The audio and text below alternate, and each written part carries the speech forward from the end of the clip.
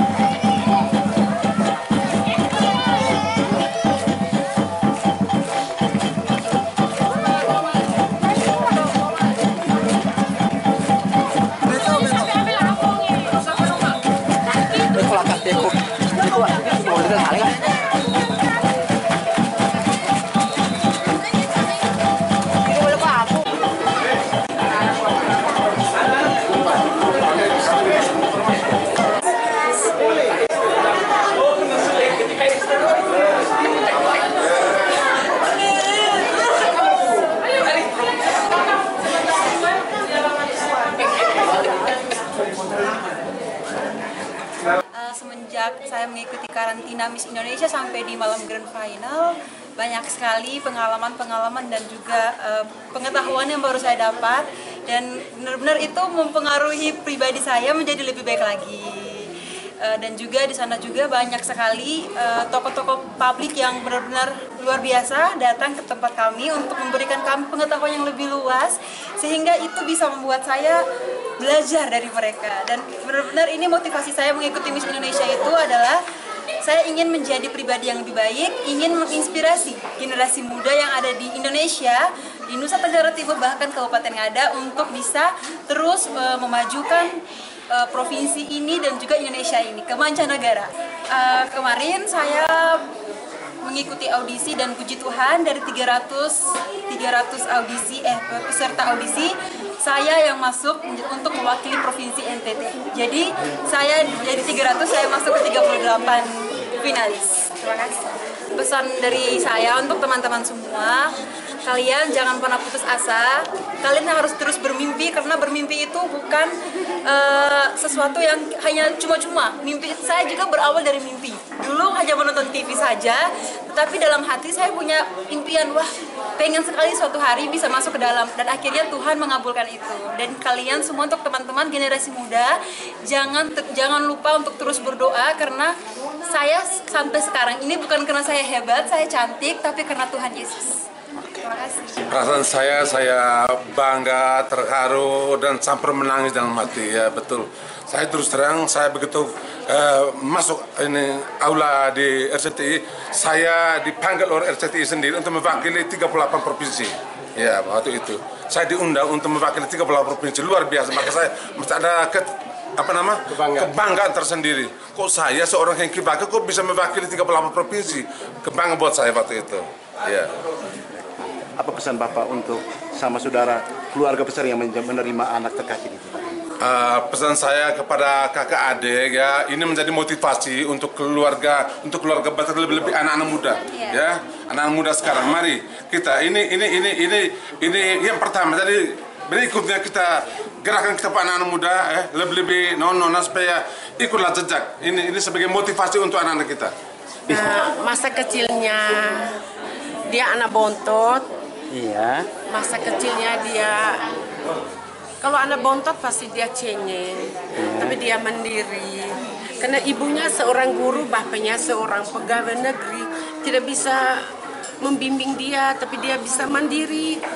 Kalau mamanya pergi sekolah, dia tidur, ditaruh dengan air atau kue, dia minum, dia memang anaknya mandiri. Ataupun seperti ini mungkin dari kecil sudah sering belenggak-lenggok sendiri di rumah mungkin? Belum pernah. Iya ya. Belum pernah. hanya dia punya cita-cita, dia sering nonton TV, dia ingin bilang saya harus jadi modeling. Itu menurut dia cerita. Ada kekhususan yang mama sebagai ibunya tahu dia itu? Apa kira-kira itu? Dia kekhususan, dia lebih dekat dengan mama. Segala sesuatu yang dia rasakan, baik dalam hal suka maupun duka, dia lebih banyak curhat, bercerita kepada mamanya. Dan dia bisa segala masalah dia menyimpan. Dan selalu saya berpesan, nah kamu sudah mahasiswa, segala sesuatu kamu bisa mengatasi sendiri. Yang mana yang bisa diatasi ya atasi, mana yang dicampur tangan orang tua ya orang tua, karena kamu sudah dibekali dengan pendidikan.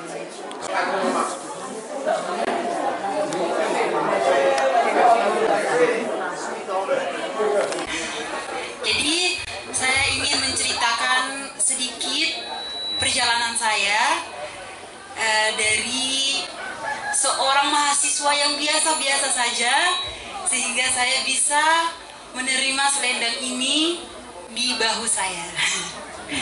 Baik. Jadi sebelumnya itu saya tidak pernah punya niat untuk punya ambisi saya pengen jadi Miss Indonesia, saya pengen terkenal. Tidak sama sekali. Saya cuma kayak berbicara dalam hati kayak, wow, cantik ya, saya pengen cerdas seperti orang lain. Saya melihat perempuan-perempuan di luar sana yang berani speak up, itu wah keren sekali menurut saya. Jadi itu motivasi saya untuk kenapa saya berani sebagai seorang perempuan, berani berdiri dan berani untuk mendaftarkan diri sebagai Miss Indonesia.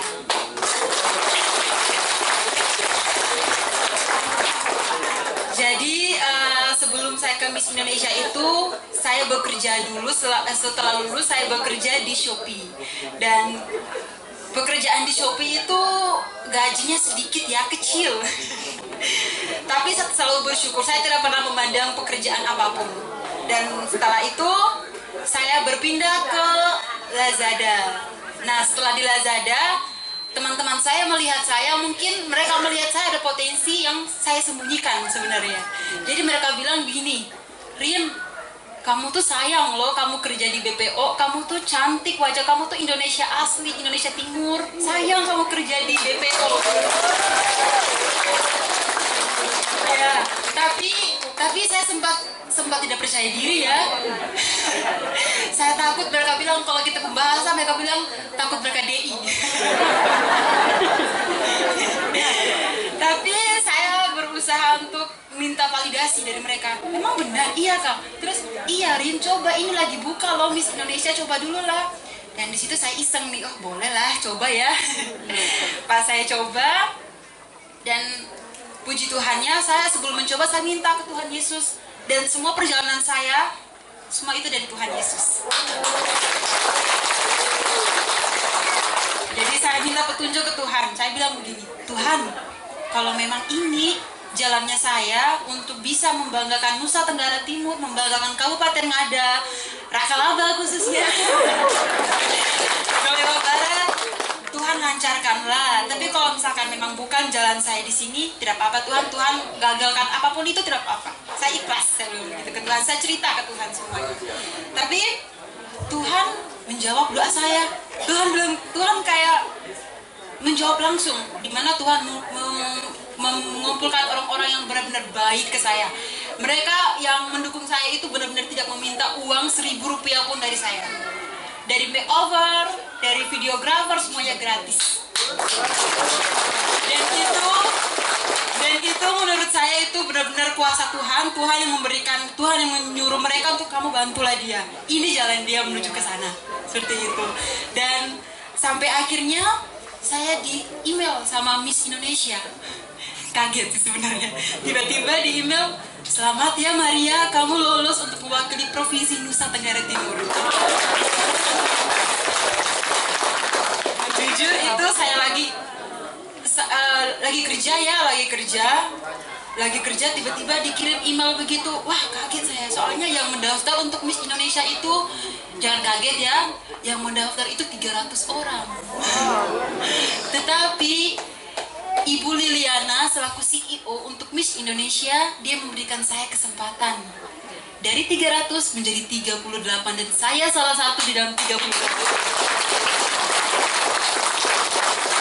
Dan seleksinya itu cukup ketat. Jadi panjang sekali seleksinya. Saya mengikuti audisi dari bulan Februari. Dan dikabarkan itu bulan April. Dan itu cukup lama ya teman-teman semua, bapak mama semua, cukup lama. Dan saya sempat insecure, saya bilang begini, aduh ini kok tidak lekas untuk memberitahu kalau saya lolos atau tidak. Takutnya saya tidak lolos.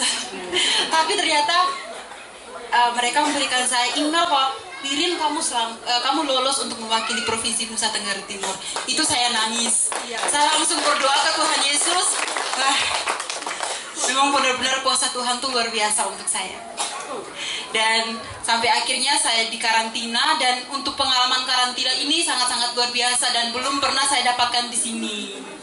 Di mana saya di sana itu dihadirkan oleh public figure dan tokoh-tokoh politik yang luar biasa, memberikan kami edukasi, memberikan kami tentang pembelajaran tentang dunia politik, tentang perekonomian Indonesia, dan semuanya itu benar-benar kami mempelajari. Dan itu baru pertama kali saya dapatkan, dan langsung kalau untuk perekonomian langsung dari Menteri Perekonomiannya, dan itu wow, excited sekali, saya bangga.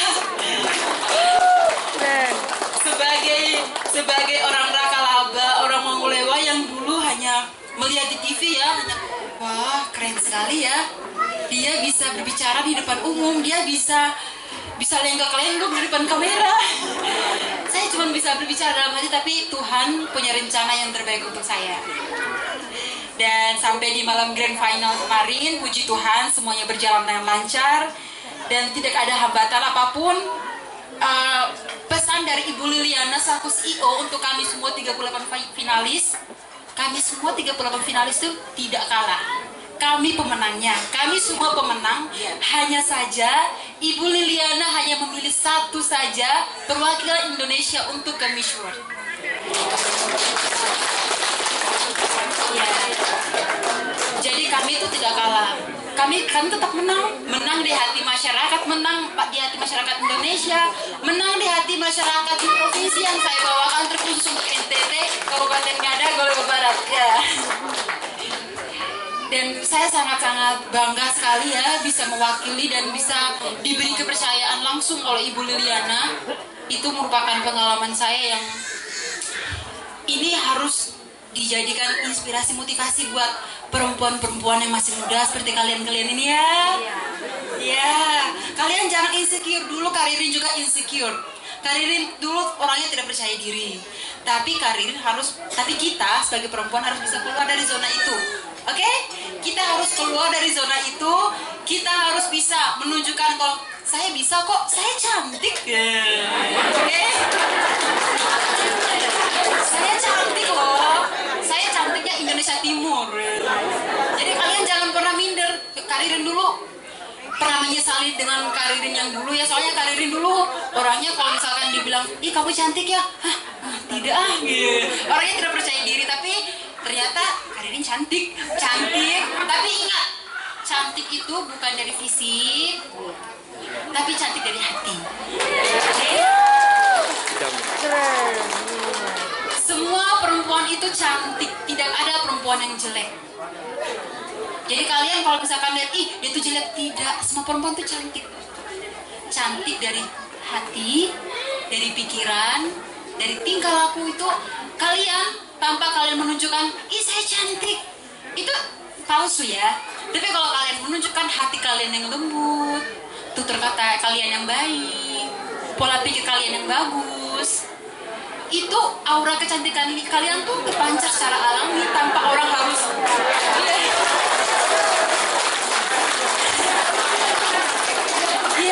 tanpa kalian harus minta validasi ke orang, saya cantik kan, tidak perlu. Jadi kalian menunjukkan saja diri kalian apa adanya. Oke? Kalau dalam bahasa Inggrisnya itu beauty with a purpose. Oke? Beauty with a purpose. Kecantikan bukan dilihat dari fisiknya tetapi dari dalam. Jadi Karirin berdiri di sini untuk memotivasi, menginspirasi kalian semua adik-adik. Kalian jangan pernah takut. kita sebagai perempuan, kita harus berani angkat bicara, harus berani mengeluarkan pendapat kita. Kalau sekarang kan biasa bilang harus ada pemberdayaan wanita.